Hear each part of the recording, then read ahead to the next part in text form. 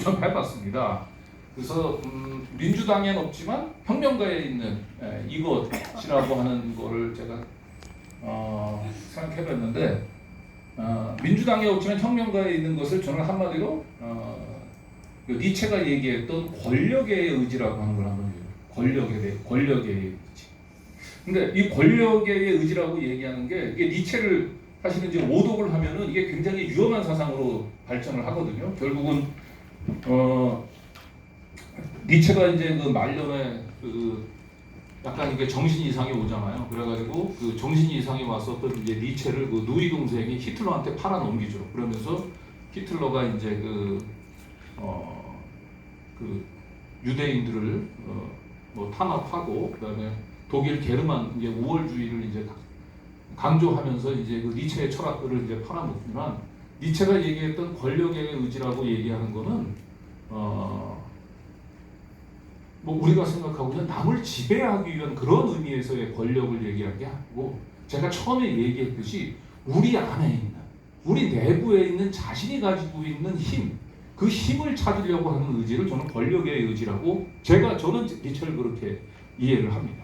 니체가 늘 강조하고 있는 건 삶의 주인이 되라고 얘기하는 거거든요. 삶의 노예가 되는 게 아니고 누군가가 너한테 주입시켰던 신념과 가치에 따라서 사는 것보다 중요한 것은 내 안에 있어 꿈틀거리는 내가 하고 싶어 하는 것, 내가 이루고자 하는 것, 나의 가치, 내가 생각하고 있는 나의 신념, 거기에 따라서 살라고 얘기하는 것이 이제 니체가 얘기한 권력의 의지, 힘의 의지라고 얘기를 하는데 결국 민주당이 지금 이 180석을 갖고도 개혁을 제대로 하지 못하고 있는 것은 바로 민주당이 스스로 자신에게 있는 힘들을 발견하지 못하고 끊임없이 민주당은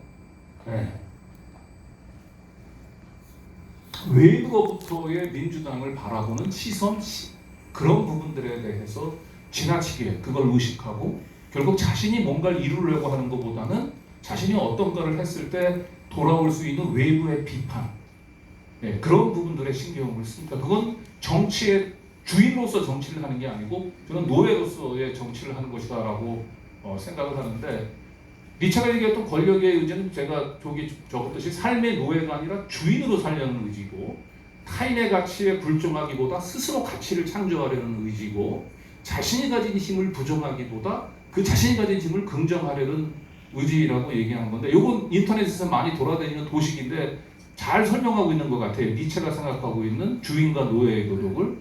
그래서 여기 보시면 주인의 도덕은 강함, 화려함, 자신감, 이게 주인으로서 이런 부분들은 좋은 덕목이라고 생각한다는 거예요. 그런데 이 노예의 도덕에서는 이 강함, 화려함, 자신감을 전부 부정적으로 비춰진다는 거예요. 센 척, 사치, 건방짐으로 비춰진다. 반면에 이 노예 도덕에서 볼 때 이 약함, 주인의 입장에서 봤을 때 노예들은 약하고 지저분하고 자신 없어 한다라고 얘기하는데 노예들은 그것을 선량함, 소박, 배려심으로 생각을 한다라고 합니다. 근데 어쨌든 이게 여기 이제 이게 크리스찬도 계시고 교회 나가시는 분도 계시고 그래서 죄송하긴 한데 니체는 권력의 의지를 설명을 하면서 그 로마가 멸망한 이유를 그렇게 설명을 하거든요. 로마는 정말 그 시대에 있어서는 전 세계를 지배하는 이 주인의 도덕에 충실했던 로마 시민들이 있었기 때문에 로마 제국의 건설이 가능했는데 로마의 멸망은 어느 순간부터 그 로마의 제국을 건설했던 시민들이 가지고 있었던 건 바로 강함, 화려함, 자신감에 넘쳐났던 그런 시민들이 로마 제국을 이끌었다는 거예요. 그런데 그 로마가 멸망의 길로 접어들었던 것 니체에 따르면은 사도 바울이 어느 순간 저 강함, 화려함, 자신감을 가지고 있던 로마 시민들이 그 강함, 자신감, 화려함을 가지고 있는 건 그것은 센 척이고 사치고 건방지다라고 하는 부정적인 도덕으로 심어줬다. 그래서 선량하고 소박하고 겸손한 이런 부분들이 더 중요하다. 그리고 로마 시민들에게 끊임없이 원죄 의식을 심어주는 거죠. 그걸 통해서 로마 시민들 같은 경우는 자신들이 가진 내부에 가지고 있는 힘, 그 힘을 발산하는 것보다 그 힘을 억제하는 것이 마치 더 중요한 도덕인 것처럼 생각을 하면서 그 강한 의지를 가졌던 로마 시민들이 점차 자신이 가진 힘들을 긍정을 하는 게 아니라 부정을 하게 됐다는 겁니다. 그래서 뭐 설명이 조금 어렵긴 한데 조금 더 구체적으로 설명을 드려볼게요. 자, 민주당이 왜 180석의 의석을 가지고도 개혁이 실패할 수밖에 없었냐? 니체의 권력의 의지를 생각하면 우선 첫 번째, 민주당은 주인의 도덕이 아니라 노예의 도덕에 사로잡혀서 지난 4년을 저는 허송세월을 했다고 봅니다. 그리고 두 번째, 강함, 자신감을 가진 민주당이 아니라 착함, 배려심, 겸손함 이러한 정당 이미지에 집착했다라고 합니다.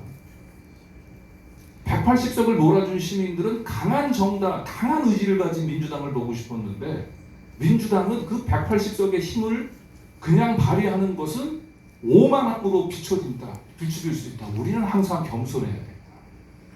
180석의 거대 여당으로서의 힘들을 가지고 개혁을 밀어붙이기보다 항상 우리가 가진 힘들을 절제해야 된다라고 하는 거죠. 거기에만 너무 급급했다는 거죠. 대표적으로 180석을 가진 민주당이 우리는 강한 정당으로 가서는 안 되고 항상 겸손한 정당으로 가야 된다라고 방향을 망가뜨렸던 사람이 오늘 부산에 와서 강연했던 저는 이낙연이라고 생각합니다. 이낙연은 대표적으로 노예의 도덕에 충실한 사람입니다. 자, 그런데 여러분들이 끔찍하게 생각하고 있는 윤석열은 철저하게 주인의 도덕에 충실한 사람. 윤석열은 자신이 하고 싶은 걸 다 합니다. 눈치를 안 봅니다. 주변에 자신의 의지에 따라서 한다. 그래서 반면 윤석열과 국힘은 강함, 자신감 등 사실 주인의 도덕에 기반한 정치를 하고 있어요. 그들. 그것을 우리가 그 결과가 그 참혹한 결과가 빚어지고 있습니다만 어쨌든 민주당과 달리 국힘당 그다음에 윤석열은 강함, 자신감을 비춰한 주인의 도덕에 기반한 정치를 하고 있고요. 그래서 민주당은 스스로가 가진 힘을 사용하기보다 항상 힘을 빼는 일에만 골몰했던 거예요. 우리가 오만하게 비춰지면 안 된다. 그러니까 모든 개혁 입법들이 전부 다 타협을 한다든지 뭘 한다든지 그러면서 다 좌초됐지 않습니까? 심지어 법사위도 넘겨주고 그런 것이 마치 민주당에서 하는 선한 정치라고 생각을 한 거죠. 그리고 끊임없이 그렇게 자기가 힘을 빼는데도 불구하고 조중동은 끊임없이 사도 바울이 로마 시민들한테 원죄 의식을 심어주듯이 민주당에 끊임없이 김남구 코인 사건이라든지 이런 등등 해가지고 비리 정당이라고 하는 낙인을 계속 찍는 거예요. 그러다 보니까 민주당은 항상 사과 국민들에게 사과한다, 죄송하다, 우리가 더 절제해야 된다. 맨 그런 모습만 보인 겁니다. 그런데 거기에서 아마 여러분들이 굉장히 답답했을 거예요. 한마디로 바로 이게 민주당이 주인의 도덕이 아니고 노예의 도덕에 기반한 정치를 했다는 걸 보여줍니다. 그러다 보니까 우리 개딸 등 권력 의지를 가진 당원들은 멀리하면서 점점 민주당은 검찰과 조중동이 다루기 쉬운 순한맛 정당이 되어가는 거죠. 순한맛 정당은 노예의 도덕에 기반한 정당으로 변해갑니다. 여기 자연스럽게 넘어갔나요? 자,